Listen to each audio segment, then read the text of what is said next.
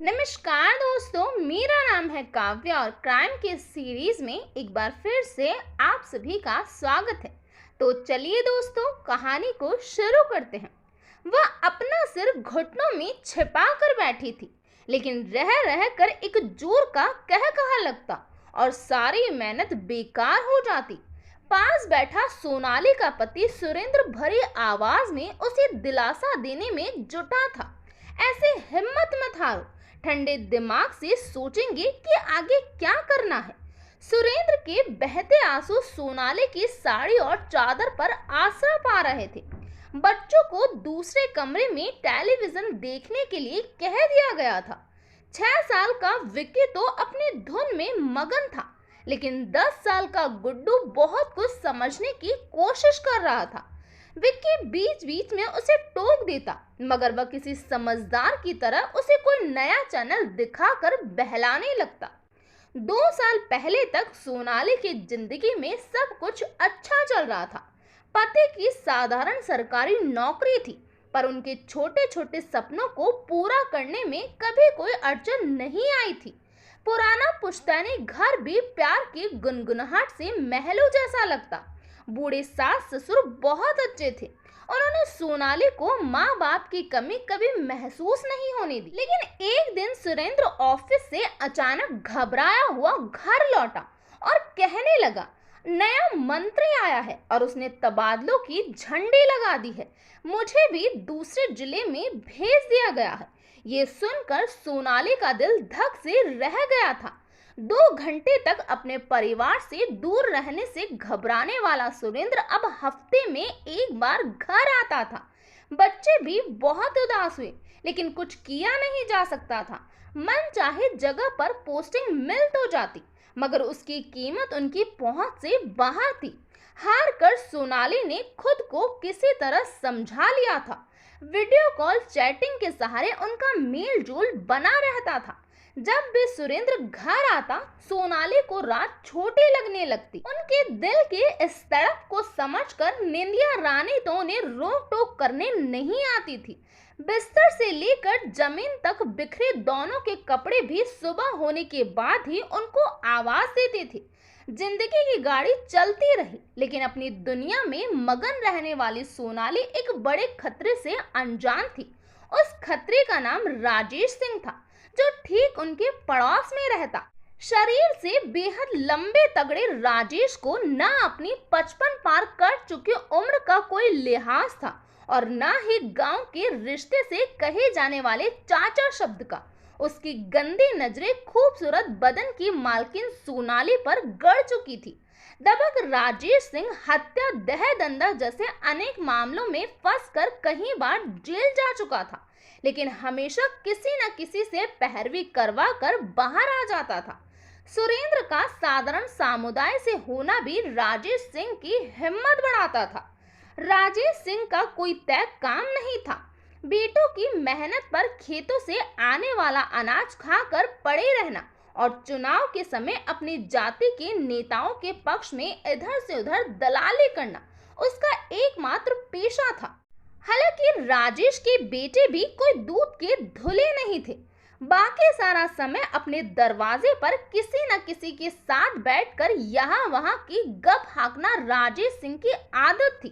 सोनाली बाहर कम ही निकलती थी, लेकिन जब भी जाती और राजेश सिंह को पता चल जाता, तो घर से निकलने से लेकर वापस लौटने तक वह उसको ही ताकता रहता।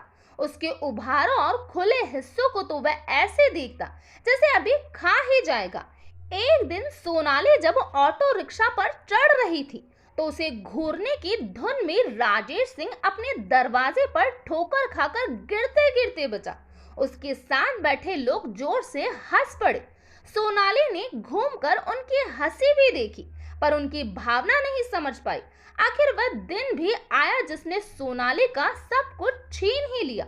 उसके सास ससुर किसी संबंधी के यहाँ पर गए हुए थे और छोटा बेटा विकी नानी के घर था। बड़ा बेटा गुड्डू स्कूल में था। बाहर हो रही तेज बारिश की वजह से मोबाइल नेटवर्क भी खराब चल रहा था, जिसके चलते सोनाली और सुरेंद्र की ठीक से बात नहीं हो पा रही थी। ऊब कर उसने मोबाइल फोन बिस्तर पर रख दिया और नहाने चली गई। सोनाली ने दोपहर के भोजन के लिए दाल चावल चूल्हे पर पहले ही चढ़ा दिया और नहाने के बीच में कुकर की सीटियां भी गिन रही थी। हमेशा की तरह उसका नहाना पूरा होते होते कुकर ने अपना काम कर लिया। सोनाली ने जल्दी जल्दी अपने बालों और बदन पर तौलिए लपेटे और बेडरूम में भागी आई। बालों को झटपट पहुंचकर उसने बिस्तर पर रखे नए सूखे कपड़े पहनने के लिए जैसे ही अपने शरीर पर बंधा तौलिया हटाया कि अचानक दो मजबूत हाथों ने उसे पीछे से दबोच लिया। अचानक हुए इस हमले से बौखलाई सोनाली ने पीछे मुड़कर देखा तो हमलावर राजेश सिंह था, जो छत के रास्ते से उसके घर में घुस आया था और कमरे में पलंग के नीचे छिपकर उसका ही इंतजार कर रहा था। उसके मुंह से शराब की तेज गंध आ रही थी। सोनाली चीखती इससे पहले ही किसी दूसरे आदमी ने उसका मुंह भी दबा दिया था। वह जितना पहचान पाई उसके मुताबिक वह राजेश सिंह का खास साथी भूरा था और उम्र में राजेश सिंह के ही बराबर था। सोनाली के कुछ सोचने से पहले ही वह दोनों उसे पलंग पर लेटाकर वहां रखी उसकी साड़ी के टुकड़े करके उसे बांध चुके थे। सोनाली के मुंह पर भूरा ने अपना गमछा लपेट दिया था। इसके बाद राजेश सिंह ने पहले तो कुछ देर तक अपनी फटी फटी आंखों से सोनाली को ऊपर से नीचे तक देखा, फिर उसके ऊपर झुकता चला गया। काफी देर बाद हाफता हुआ राजेश सिंह सोनाली के ऊपर से उठा। भयंकर दर्द से झूंझती पसीने से तरबतर सोनाली साए साए चल रहे सीलिंग फैन को नम आंखों से देख रही थी। टेलीविजन पर रखा सोनाली, सुरेंद्र और बच्चों का ग्रुप फोटो गिरकर टूट चुका था। रसोई घर में चूल्हे पर चढ़े दाल चावल सोनाली के सपनों की तरह जलकर धुआं दे रहे थे। इसके बाद भूरा बेशर्मी से हंसता हुआ अपनी हवस मिटाने के लिए बढ़ा। राजेश सिंह बिस्तर पर पड़े सोनाली के पेटीकोट से अपना पसीना पोंछ रहा था। भूरा ने अपने हाथ सोनाली के ऊपर रखे कि तभी दरवाजे पर किसी की दस्तक हुई। राजेश सिंह ने दरवाजे की झर्रे से झांका तो गुड्डू की स्कूल वैन का ड्राइवर उसे साथ लेकर बाहर खड़ा था। राजेश सिंह ने जल्दी से भूरा को हटने का इशारा किया। झल्लाया चेहरा लिए उठा और अपने कपड़े ठीक करने लगा। तुमने बहुत ज्यादा समय ले लिया इसके साथ, नहीं तो हमको भी मौका मिल जाता ना, भूरा भुनभुनाया। लेकिन राजेश सिंह ने उसकी बात पर ध्यान नहीं दिया और जैसे तैसे अपने कपड़े पहनकर जिधर से आया था उधर से ही भाग निकला। जब दरवाजा नहीं खुला तो गुड्डू के कहने पर ड्राइवर ने ऊपर से हाथ घुसाकर कुंडी खोली।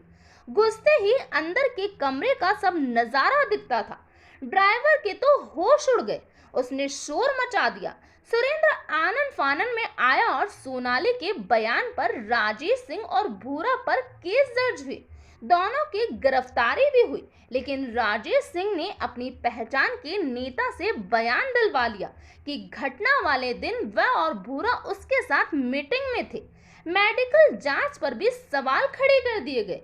कुछ समाचार चैनलों और स्थानीय महिला संगठनों ने थोड़े दिन तक अपनी अपनी पब्लिसिटी के लिए प्रदर्शन जरूर की, लेकिन बाद में अचानक शांत पड़ गए। साल भर होते होते राजेश सिंह और भूरा दोनों बाइज्जत बरी होकर निकल आए। ऊपरी अदालत में जाने लायक माली हालत सुरेंद्र की नहीं थी। आज राजेश सिंह के घर पर हो रही पार्टी सुरेंद्र और सोनाली के घाव पर रात भर नमक छिड़कती रही। इस घटना के बाद राजेश सिंह और भी छटा हुआ सांड हो गया था। छत पर जब भी सोनाली से नजरें मिलती वह गंदे गंदे इशारे कर देता। इस सदमे से सोनाली के सास ससुर भी बीमार रहने लगे थे। राजेश सिंह के छूट जाने से सोनाली के मन में भरा डर अब और भी बढ़ने लगा था।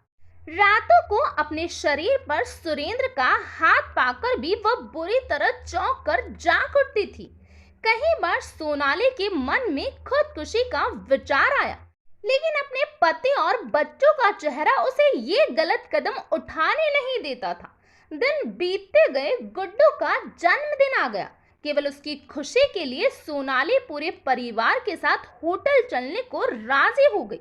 खाना खाने के बाद वह लोग काउंटर पर बिल भर रहे थे कि तभी सामने राजेश सिंह दिखाई दिया। सफेद कुर्ता पजामा पहने हुआ वह एक पान की दुकान की ओट में किसी से मोबाइल फोन पर बात कर रहा था। राजेश सिंह पर नजर पड़ते ही सोनाली के मन में उसी दिन का उसका हवस से भरा चेहरा घूमने लगा। उसके द्वारा फोन पर कहे जा रहे शब्द उसे वही आवाज लग रहे थे जो उसकी इज्जत लूटते समय वह अपने मुंह से निकाल रहा था। सोनाली का दिमाग तेजी से चलने लगा। उबलते गुस्से और डर को काबू में रखकर वह आज अचानक कोई फैसला ले चुकी थी। उसने सुरेंद्र के कान में कुछ कहा था। सुरेंद्र ने बच्चों से खाने की मेज पर ही बैठकर इंतजार करने को बोला और होटल के दरवाजे के पास आकर खड़ा हो गया।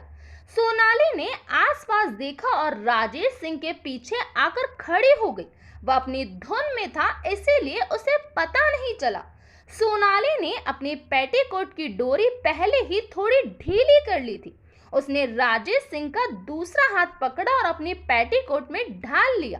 राजेश सिंह ने चौंक कर सोनाली की तरफ देखा।